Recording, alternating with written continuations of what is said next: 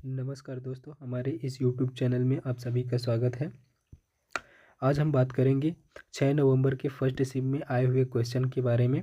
तो देखिए, पहला क्वेश्चन क्या आया था जीके जीएस का कि वंदे मातरम की रचना किसने की थी। दूसरा है उज्जैन जंक्शन को शॉर्ट फॉर्म में क्या बोला जाता है। तीसरा है मुरैना रेलवे स्टेशन को शॉर्ट फॉर्म में क्या लिखा जाता है। और 1896 में सबसे पहले ओलंपिक खेल कहाँ खेला गया था। गांव की बेटी योजना का लाभ कब दिया जाएगा। सारे ये क्वेश्चन थंबनेल में लगे हुए हैं, ठीक है। ये क्वेश्चन हमने सेंटर से उठाया हुआ है और कुछ दोस्त जो थे वो हमें कॉल करके उन्होंने क्वेश्चन हमें भेजा हुआ है, ठीक है। तो चलिए ज़्यादा देर न करते हुए क्वेश्चन की तरफ ले चलते हैं। तो पहला क्वेश्चन है हमारा, चुंबक को बी से काटने पर नए ध्रुव कौन से बनते हैं। तो एनएस, नॉर्थ पोल और साउथ पोल बनते हैं, ठीक है। मान लीजिए कि एक ये चुंबक है, ठीक है, इसमें एक नॉर्थ हो गया और ये साउथ पोल हो गया। अगर हमने इसको 20 से काट दिया तो 20 से जैसे काटेंगे तो दो दो टुकड़ा में विभाजित हो गया, दो टुकड़ा में विभाजित हो गया। तो ऐसा नहीं है कि इसका चुंबकत्व तो खत्म हो जाएगा, कि इसका उत्तरी ध्रुव दक्षिणी ध्रुव सब कट जाएगा, ठीक है। तो इसका जब ये जैसे ही कटेगा तो इसका एक नॉर्थ पोल अलग हो जाएगा और साउथ पोल अलग हो जाएगा। फिर से एक ये नया नया चुंबक की तरह कार्य करने लगेगा, यानी कि फिर से इसका एक नॉर्थ दक्षिणी ध्रुव बन जाएगा और उत्तरी ध्रुव बन जाएगा। इसके बारे में चलिए और जान लेते हैं क्या लिखा है कि चुंबक को बीच से काटने पर हर नए टुकड़े में एक उत्तरी ध्रुव और एक दक्षिणी ध्रुव, अभी हमने जो आपको समझाया वही लिखा हुआ है। इसका मतलब है कि कटे हुए हिस्से के नए सिरों पर भी नए ध्रुव उत्पन्न होते हैं और प्रत्येक टुकड़ा एक स्वतंत्र चुंबक की तरह फिर से कार्य करने लगता है, ठीक है। अगला क्वेश्चन है कि सूर्य की किरणें और सूर्य की किरणें कौन से पारिस्थितिकी तंत्र तक नहीं पहुंचती थी। इसका सही आंसर हो जाएगा गहरे समुद्र में, ठीक है। जहां गहरा समुद्र होता है बहुत सारा, वहां जो है सूर्य की किरणें नहीं पहुंच पाती हैं। इसके बारे में जानकारी ले लेते हैं दोस्तों। सूर्य की किरणें उन पारिस्थितिकी तंत्र तक नहीं पहुंचती जो बहुत गहरे पानी में होते हैं, जहाँ पर या फिर जहाँ मोटी बर्फ या भरी, है ना, काटने होती हैं, ठीक है। क्योंकि यह चीज़ें सूर्य के प्रकाश को अवरुद्ध कर देती है। और गहरे पानी समुद्र के पारिस्थितिकी तंत्र हैं, जैसे गहरी समुद्र तल इसके उदाहरण है। साथ ही अंटार्कटिका की ध्रुवीय क्षेत्रों जैसे कुछ अत्यधिक ध्रुव पारिस्थितिकी तंत्र को भी सूर्य की किरणें बहुत कम पहुंचती हैं। 6 महीने के लिए तो बिल्कुल भी नहीं पहुंचती, क्योंकि 6 महीने उनके क्या पड़ता है, ठंडी पड़ती है, ठीक है। अगला क्वेश्चन है लुई पास्चर, ठीक है। लुई पास्चर ने किसकी खोज की थी। तो इसका सही आंसर हो जाएगा लुई पास्चर ने, ठीक है, किसकी खोज की थी। तो पाश्चुरीकरण की खोज की थी। किसकी की थी, पाश्चुरीकरण, ठीक है, पाश्चुरीकरण की खोज की थी लुई पास्चर ने, ठीक है। जो कि ये क्या काम करता है, तो दूध और बियर जैसे खाद्य पदार्थों को गर्म करके खराब होने से बचाता है। रेबीज और एंथ्रेक्स जैसे रोगों को भी मतलब कम होने पर विकसित करता है, ठीक है डियर फ्रेंड्स। अगला क्वेश्चन है लेंस में बनने वाला प्रतिबिंब जो अनंत पर बनता है, अगर अनंत से पहले बनने लगे तो किस प्रकार की दृष्टि होगी। तो इसको बोलेंगे निकट दृष्टि दोष, या फिर इसी को बोला जाता है मायोपिया। क्या बोला जाता है, मायोपिया। देखिए अब इसके बारे में जान लेते हैं। अगर लेंस से अनंत पर बनने वाला प्रतिबिंब अनंत से पहले बनने लग जाए तो निकट दृष्टि दोष का लक्षण होता है। यह दूर की वस्तुएं साफ नहीं दिखती। इसमें इस स्थिति में दूर से आने वाले समांतर प्रकाश किरणें रेटिना पर पहले ही फोकस हो जाती हैं, जिससे प्रतिबिंब रेटिना के सामने बन जाता है और दूर की वस्तुएं धुंधली दिखाई देती हैं। निकट दृष्टि दोष, इस दोष में व्यक्ति को निकट की वस्तुएं तो स्पष्ट दिखती हैं, लेकिन दूर की वस्तुएं धुंधली दिखाई देती हैं, ठीक है। निकट दृष्टि दोष को ही क्या बोला जाता है, मायोपिया बोला जाता है, ठीक है डियर फ्रेंड्स। अगला क्वेश्चन है मेंडलीफ की आवर्त सारणी में तत्वों को किस प्रकार सजाया जाता है। तो वर्ग और आवर्त में सजाया जाता है, यानी कि ऐसे और ऐसे सजाया गया है, ठीक है। ऊर्ध्वाधर और क्षैतिज रूप में सजाया गया है, ठीक है। मेंडलीफ की आवर्त सारणी में तत्वों को वर्ग और आवर्त में व्यवस्थित किया गया था तथा तत्वों को उनके बढ़ते परमाणु भार के आधार पर इन पंक्तियों को वर्गीकृत किया गया था और समान रासायनिक गुण वाले तत्वों को एक वर्ग में रखा है, यानी कि जिनका समान है, जैसे कि उनका बाहरी इलेक्ट्रॉन जैसे 3 है और किसी का 3 है, तो उनको एक समान मतलब एक वर्ग में रखा जाता है। जिनका जो रासायनिक गुण होता है समान होता है उनको एक वर्ग में रखा जाता है दोस्तों। ठीक है, अगला क्वेश्चन है मध्य प्रदेश की अन्नपूर्णा योजना का उद्देश्य क्या है? तो इसका क्या हो जाएगा? अनाज उपलब्ध कराना। मध्य प्रदेश में मुख्यमंत्री अन्नपूर्णा योजना की शुरुआत 26 अप्रैल 2008 में हुई थी। इस योजना के तहत सरकार द्वारा गरीबी रेखा के नीचे जीवन यापन करने वाले व्यक्तियों को हर महीने 20 किलो तक सस्ता अनाज मिलता है, जिसमें गेहूँ 3 रुपये किलो और चावल 4 रुपये 50 पैसे की दर से मिलता है। ठीक है डियर फ्रेंड्स, अगला क्वेश्चन है गांव की बेटी योजना का लाभ कब दिया जाता है? तो 12वीं में 60% उत्तीर्ण होने वाले छात्रों को जब वो कॉलेज में पहुंचती हैं तो मिलता है। ठीक है, गांव की बेटी योजना का लाभ कक्षा 12वीं में न्यूनतम 60% अंक के साथ उत्तीर्ण होने पर मिलता है।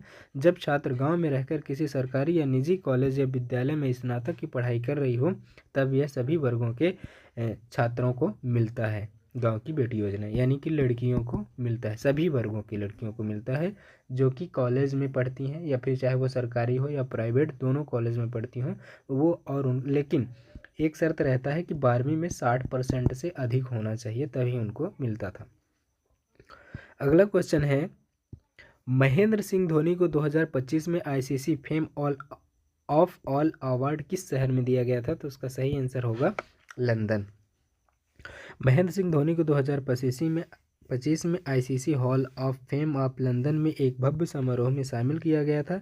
यह सम्मान उन्हें 9 जून 2025 को दिया गया था। कब दिया गया था? 9 जून 2025 को दिया गया था, जब उन्हें आईसीसी के हॉल ऑफ फेम में जगह मिली। यह समझ लंदन के ऑफ रोड स्टूडियो में आयोजित किया गया था। ठीक है, ये कहाँ आयोजित किया गया था? तो रोड स्टूडियो में। ठीक है, लंदन के रोड स्टूडियो में आयोजित किया गया था। धोनी यह सम्मान पाने वाले 11वें नंबर के भारतीय क्रिकेटर बने हैं। ठीक है, 11वें नंबर के भारतीय क्रिकेटर बने हैं, तो ध्यान में रखिए कि ये सब चीज़ें। अगला क्वेश्चन आया था 1896 में प्राचीन ओलंपिक खेल सबसे पहले कहाँ खेले गए थे? तो क्या हो जाएगा? एथेंस में। कहाँ खोले गए थे? एथेंस में। ठीक है, कहाँ खोले गए थे? एथेंस में। 1896 में आधुनिक ओलंपिक खेल सबसे पहले एथेंस के ग्रीस में खेला गया था। किसमें? ग्रीस में खेले गए थे। इन खेलों का उद्घाटन 6 अप्रैल 1896 में हुआ था और इनमें 14 देशों के 241 एथलीटों ने भाग लिया था। 14 देशों से भाग लिए थे और कितने खिलाड़ी थे? 241 खिलाड़ी थे। ठीक है, अगला क्वेश्चन है वंदे मातरम की रचना किसने की? तो इसका सही आंसर बच्चे को पता है, बंकिम चंद्र चट्टोपाध्याय जी किए थे। वंदे मातरम की रचना बंकिम चंद्र चट्टोपाध्याय जी ने किया था। यह एक संस्कृत लिखित है ना, संस्कृत लिखित बंगाली कविता है जिसे उनके उपन्यास आनंद मठ में शामिल किया गया था। आनंद मठ में शामिल किया गया था। यह गीत भारतीय स्वतंत्रता संग्राम के दौरान लोगों को प्रेरित करने का एक शक्तिशाली स्रोत बना था। जब हमारा भारत आज़ाद नहीं हुआ था, अंग्रेज़ों के गुलाम था, तब यह बंकिम चंद्र चट्टोपाध्याय ने जिन्हें यह लिखा था वंदे मातरम। ठीक है, और इन जो थे स्वतंत्रता संग्राम के जो सेनानी थे उनको जो है तो शक्तिशाली बनाने का, एकजुट करने का ये शक्ति स्रोत बना था उस टाइम पे। इसीलिए इसे अब भारत का एक राष्ट्रीय गीत के रूप में जाना जाता है दोस्तों। ठीक है, तो अगला क्वेश्चन है दोस्तों उज्जैन जंक्शन को शॉर्ट फॉर्म में क्या लिखा जाता है? तो उज्जैन को क्या लिखता है? UJN। यानी कि जब हम प्लेटफॉर्म में देखते हैं तो उसका नंबर कोड देखते हैं तो क्या दिखता है? UGN। तो वही चीज़ लिखा गया है कि उज्जैन जंक्शन को शॉर्ट फॉर्म में क्या लिखा जाता है, या फिर उज्जैन जंक्शन का जो है तो रेलवे कोड क्या है, वो क्या है? तो UJN है। ठीक है दोस्तों, अब देखिए इसके बारे में। उज्जैन जंक्शन को शॉर्ट फॉर्म में UJN लिखा जाएगा। इसका रेलवे स्टेशन का कोड है, ये रेलवे स्टेशन का कोड है। उज्जैन जंक्शन का आधिकारिक लेवल जो टिकट और विभिन्न रेल यात्रा वेबसाइट पर इस्तेमाल किया जाता है। यानी कि अगर हमें उज्जैन, ठीक है, उज्जैन से जबलपुर जाना है तो हम UJN डाल देंगे तो बराबर हमारा काम हो जाएगा, और जैसे जबलपुर जाना है तो JBL डाल देंगे तो बराबर हो जाएगा, या JPP डाल देंगे। उसी तरह मुरैना का रेलवे स्टेशन का शॉर्ट फॉर्म क्या जाता है, तो MRA, ठीक है, MRA। अगला क्वेश्चन है, बहलोल लोदी ने अफगान की अमीरों को समर्थन के लिए कौन सी नीति अपनाई थी, तो राजत्व के पारंपरिक और केंद्रीकृत सिद्धांत का पालन नहीं किया था, ठीक है। अगला क्वेश्चन है प्रिय फ्रेंड्स कि मध्य प्रदेश की विक्रमादित्य योजना किससे संबंधित है, तो इसका आंसर होगा सही, निःशुल्क शिक्षा। मध्य प्रदेश की विक्रमादित्य योजना सामान्य वर्ग के उम्मीदवारों के लिए निःशुल्क शिक्षा से संबंधित है, जो उच्च शिक्षा विभाग द्वारा संचालित एक छात्रवृत्ति योजना है। इस योजना के तहत राज्य सरकार सामान्य वर्ग के छात्रों को स्नातक पाठ्यक्रम में नियमित अध्ययन के लिए छात्रवृत्ति प्रदान करती है। सामान्य वर्ग के लिए यानी कि जनरल के लिए ये दिया जाता है छात्रवृत्ति, ठीक है, विक्रमादित्य योजना। तो डियर फ्रेंड्स अगला क्वेश्चन है मैथ से।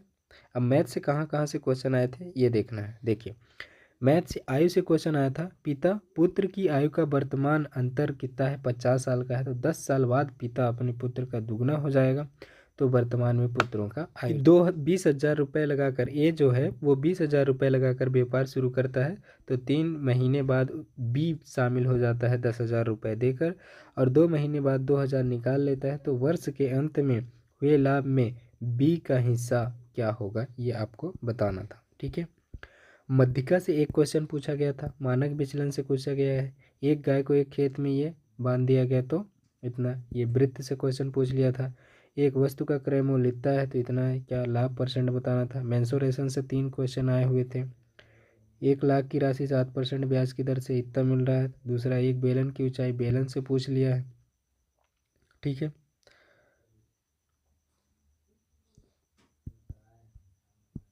अगला क्वेश्चन है रीजनिंग से, एक व्यक्ति का जन्म 12 दिसंबर 2012 को रविवार पड़ता है, तो 2008 में इतना क्या होगा, ये दर्पण से पूछ लिया है। मैथमेटिकल ऑपरेशन ये एक नया चैप्टर जुड़ा हुआ है। एनालॉजी से क्वेश्चन, डायरेक्शन से क्वेश्चन पूछे गए हैं, ब्लड रिलेशन से, कैलेंडर से, मानसिक अभिरुचि से 6 से 7 क्वेश्चन हमेशा आता है। पजल से पूछा है, सिटिंग अरेंजमेंट, सटेंस, डाटा एफिशिएंसी से क्वेश्चन पूछा गया है। तो चलिए अब देख लेते हैं दोस्तों कि वेटेज का कितना रहा। मैथ का 15 रहा, रीजनिंग का 40, यानी कि 50 से लेके 55 तक मैथ रीजनिंग का वेटेज रहता है दोस्तों, ठीक है। साइंस का 15 है और बाकी सब जीके जीएस हैं, ठीक है। अब देखिए कुछ दोस्त हैं जो हमने कॉल करके उन्होंने पूछा है, तो एक का आया है 79, एक का 74, एक का 80, एक 76 और 77। तो धन्यवाद दोस्तों, वीडियो अगर अच्छा लगा होगा तो लाइक कमेंट शेयर जरूर करें, ताकि सभी विद्यार्थियों को पता चल सके और जिन विद्यार्थियों का आगामी पेपर है उनको पता चल सके कि कहाँ कहाँ से क्वेश्चन आते हैं और किस किस टॉपिक को पढ़ के जाना है। तो धन्यवाद दोस्तों।